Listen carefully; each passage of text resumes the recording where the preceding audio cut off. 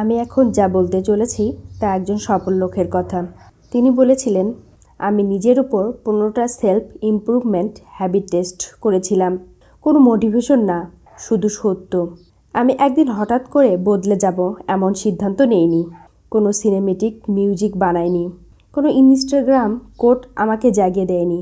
আমি শুধু ক্লান্ত হয়ে পড়েছিলাম নিজের ওপর, নিজের অজুহাতের ওপর, নিজের বলা কাল থেকে কথাটার উপর। তাই আমি একটা অদ্ভুত কাজ করলাম। নিজেকে আমি একটা এক্সপেরিমেন্ট বানালাম। 15টা সেলফ ইমপ্রুভমেন্ট হ্যাবিট। কোনো চিট ডে নেই, কোনো নাটক নেই, একদম ল্যাবের ইঁদুরের মতো। ভিশন বোর্ড বানালাম, টাইমার সেট করলাম, আর ঠিক করলাম যাই হোক আমি সত্যটা দেখব। আর যেটা ঘটলো সেটা শুধু ইমপ্রুভমেন্ট ছিল না, ওটা ছিল ধীরে ধীরে নিজের সঙ্গে আবার পরিচয় হওয়া। 1. প্রতিদিন সকালে বিছানা গোছানো। সবচেয়ে ছোট কাজ, সবচেয়ে বড় সিগন্যাল। সত্যি বলি, আমি আগে বিছানা গোছানোকে সিরিয়াস মনে করতাম না। আমার মাথায় বিছানা গোছানো মানে ছিল যাদের জীবন গোছানো, যাদের সকালে তাড়া নেই, যাদের সমস্যা কম। আমি নিজেকে সেই লিস্টে কখনো রাখিনি। কিন্তু একদিন ঠিক করলাম শুধু 5 মিনিট, আর কিছু না। প্রথম দিন অদ্ভুত লাগলো, দ্বিতীয় দিন বিরক্তিকর, 1 সপ্তাহ পর মিস করতে শুরু করলাম। কারণ সকালে উঠে প্রথম কাজটা শেষ করে ফেললে মস্তিষ্কে একটা সাইলেন্ট ক্লিক হয়, আমি কিছু একটা শেষ করেছি। এই ছোট জায়গায় পুরো দিনের টোন সেট করে দেয়। বিছানা গোছানো হয়ে গেলে জিম স্কিপ করা আর সহজ লাগে না। নোংরা থালা ফেলে দেওয়া চোখে লাগে। এটা পরিষ্কার থাকা ব্যাপার না, এটা নিজের স্ট্যান্ডার্ড ঠিক রাখার ব্যাপার। রাতে যখন গোছানোর বিছানার পাশ দিয়ে হাঁটি, ওটা কিছু না বলেও বলে, আজ তুমি নিজের যত্ন নিয়েছো। ছোট অভ্যাস, কিন্তু নিজের উপর বিশ্বাস তৈরির প্রথম ইট। 2. স্ক্রিনের আগে ধর্মগ্রন্থ বা শব্দের আগে প্রার্থনা। আমি একটা নিয়ম করেছিলাম, ফোন খোলার আগে ধর্মগ্রন্থ। টিকটক না, ইউটিউব না, শুধু বইটা। 10 মিনিট, কখনো 15 মিনিট, কখনো শুধু 1 লাইন। কিন্তু কিছু লাইন এমন ছিল যা পড়ে আমি বই বন্ধ করে চুপচাপ বসে থাকতাম। তারপর প্রার্থনা। কিছু সকালে কৃতজ্ঞতা, কিছু সকালে শুধু এই কথা, আজ আমি শক্ত নই, আমাকে সাহায্য করো। এই অভ্যাসটা আমাকে এমনভাবে গ্রাউন্ড করেছিল যেভাবে কোনো মোটিভেশনাল ভিডিও পারেনি। কারণ জীবন এক সময় আঘাত করবেই। প্রশ্ন হলো, আঘাতের আগে তুমি কি দিয়ে নিজেকে ভরেছ? পার দিক দেখায়, প্রার্থনা শান্তি দেয়, আর শান্ত মানুষই সবচেয়ে পরিষ্কার সিদ্ধান্ত নিতে পারে। 3. পৃথিবীর আগে জেগে ওঠা। আমি অনেক দিন সকাল 9টায় উঠতাম আর নিজেকে বলতাম আমি তো নাইট পারসন। কিন্তু ভিতরে জানতাম আমি প্রতিদিন নিজের ভবিষ্যতের থেকে 3 ঘন্টা দেরিতে শুরু করছি। দেরিতে উঠলে দিনটা আগে থেকে দৌড়ে যায়। চাপ লাগে, অপরাধ বোধ আসে, মন ভারী হয়। আমি বলছি না ভোর 5টায় উঠে পাহাড় জয় করো। আমি শুধু বলছি এমন সময় জাগো যখন চারপাশ নিস্তব্ধ। ওই নীরবতা এমন যেন পৃথিবী তোমার কাছে শুধু চায়নি, সে সময়টা নিজের জন্য থাকা যায়। 4. ফোন ছাড়া হাঁটা। যেখানে বোরিং থেকে জাদু শুরু। একদিন ফোনটা ঘরে রেখে বাইরে হাঁটতে বের হলাম। কোনো গান না, কোনো পডকাস্ট না, শুধু আমি আর রাস্তা। প্রথম 5 মিনিট মাথা ভারী, ফোন ধরতেই ইচ্ছা করে, মনে হয় কিছু মিস করছি। তারপর একটা অদ্ভুত শান্তি আসে, ভাবনাগুলো সাজতে শুরু করে, আইডিয়া জন্ম নেয়। আমার সেরা সিদ্ধান্তগুলো ওই হাঁটার মাঝেই এসেছে, কারণ বোরিং মুহূর্ত থেকে গভীর চিন্তার জন্ম হয়।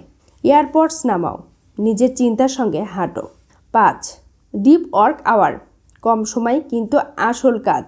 আগে আমি 5 ঘন্টা ব্যস্ত থাকতাম, কিন্তু কাজ শেষ হতো না। এখন আমি 1 ঘন্টা কাজ করি, কিন্তু সত্য কাজ। এই 1 ঘন্টায় ফোন সাইলেন্ট, নোটিফিকেশন বন্ধ, কোনো বিঘ্ন না। আর এই 1 ঘন্টা আমি আগের পুরো বিকালের চেয়ে বেশি আউটপুট দেই। ডিপ ওয়ার্ক মানে নিজেকে গুরুত্ব দেওয়া। 6. ভারী ওজন তোলা। শরীরের চেয়ে মাথা শক্ত হয়। আমি কোনো জিম ইনফ্লুয়েন্সার না, কিন্তু ভারী ওজন তুলতে গিয়ে আমি জীবনের অনেক সত্য বুঝেছি।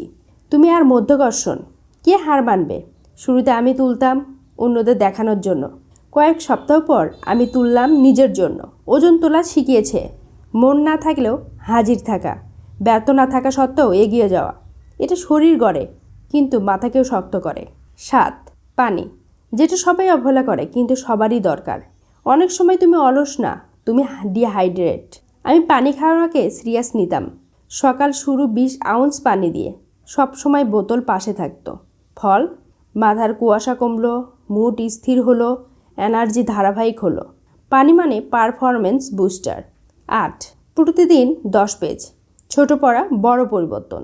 রিলস না, থ্রেড না, আসল বই পড়তে হবে। 10 পেজ ছোট মনে হয়, কিন্তু মাসে একটা বই, বছরে 12টা বই। 3 বছরও তুমি আর আগের তুমি থাকবে না।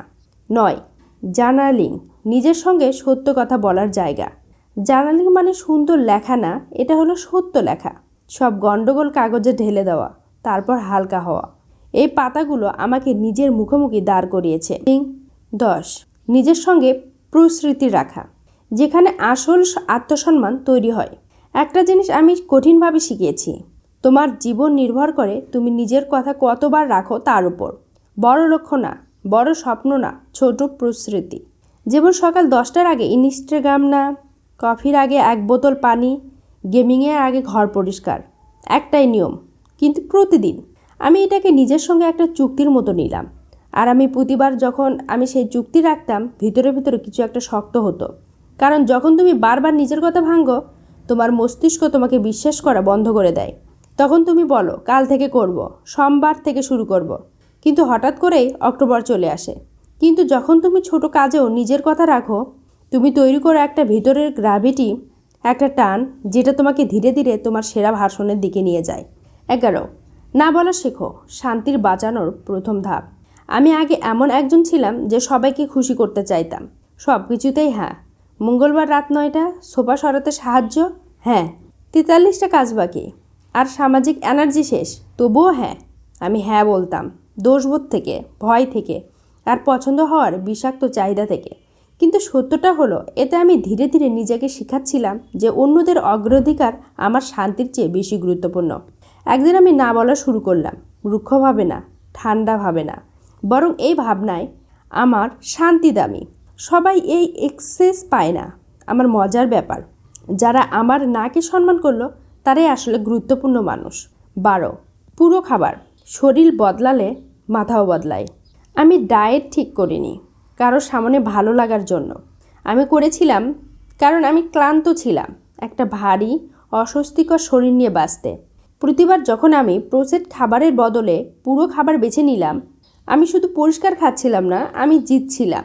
অনেকেই জানে না তোমার মানসিক অবস্থা তোমার সঙ্গে খাবার গভীরভাবে জড়িত। জাঙ্ক খেলেও মাথা জাঙ্ক হয়, কিন্তু যখন আমি রঙিন আসল খাবার খেতে শুরু করলাম, সব কিছু বদলাতে লাগলো। কম ক্রেভিং, ভালো সিদ্ধান্ত, আর রাতে প্ল্যানটির সঙ্গে দর কষাকষি বন্ধ। খাবার আর পুরস্কার না, এটা এখন আমার স্ট্র্যাটেজি। 13, পরিষ্কার জায়গা, পরিষ্কার মন, যেটা কেউ শেখায় না। একদিন বুঝলাম আমার রুমটা আমাকে বিচার করছে। চেয়ারে কাপড়, ডেস্কে প্লেট, 1 বছর আগের রসিদ, আর আমি ভাবলাম কেন মাথার ভিতর এত এলোমেলো। সত্যিটা কঠিন, গোছানো না থাকা ঘর মানে গোছানো না থাকা মন। তুমি যতই ধ্যান করো, কিন্তু যদি তোমার আশপাশ অপরাধের জায়গার মতো দেখায়, শুভকামনা। আমি ঘর গোছাতে শুরু করলাম, শুধু জিনিস না, মানসিক বোঝাও সরাতে লাগলো। ঘর পরিষ্কার হলো, মনও হালকা হলো। আমি গভীরভাবে কাজ করতে পারলাম, আর দোষবোধ ছাড়াই বিশ্রাম নিতে পারলাম। 14, নিজের সঙ্গে সম্মানজনকভাবে কথা বলা, ভিতরের কণ্ঠ বদলানো। আমি আগে নিজের সঙ্গে কথা বলতাম ঠিক যেমন আমার বাবা বলতেন, তুই অলস, আবার গণ্ডগোল করলি, কেন পারিস না? তারপর ভাবতাম কেন আত্মবিশ্বাস নেই। একদিন বুঝলাম ভিতরের কণ্ঠটাই গল্প বলে, আর যদি ওই কণ্ঠ প্রধান চরিত্রকে ছোট করে, তাহলে শক্ত গল্প তৈরি হয় না। আমি নিজের সঙ্গে কথা বলার ধরন বদলালাম। এখন আমি নিজের ভিতরে সমালোচককে একটা ভিতরের কোচ বানিয়েছি। সে বলে পারফেক্ট হতে হবে না, চেষ্টা করলেই যথেষ্ট। আর বাস্তবে তুমি সেটাই হয়ে ওঠো, যেটা তুমি নিজের কাছে বারবার বলো। 15, শেষ সত্য, কেউ আসবে না তোমাকে বাঁচাতে। এই সত্যটা আমাকে ট্রাকের মতো আঘাত করেছিল। কেউ আসবে না, কোনো পারফেক্ট মেন্টর না, কোনো ধনী বন্ধু না, কোনো গোপন শর্টকাট না, শুধু তুমি হিরো, তুমি রেস্কিউ টিম। এই সত্যটা মেনে নেওয়ার পরে আমার দায়িত্ব নেওয়া শুরু করলাম। আর যখন তুমি দায়িত্ব নাও, পরিবর্তন শুরু হয়। তুমি ভিকটিম না, তুমি লেখক। কলমটা তোমার হাতে, তুমি আটকে নেই, তোমার প্রক্রিয়া আছে। এই 15টা অভ্যাস আমাকে শিখিয়েছে জীবন বদলাতে চিৎকার লাগে না, লাগে নীরব নিয়ম, সিদ্ধান্ত। কেউ আসবে না তোমাকে বাঁচাতে, আর এই ঠিক কারণেই তোমাকে নিজের মতো করে শক্ত হতে হবে।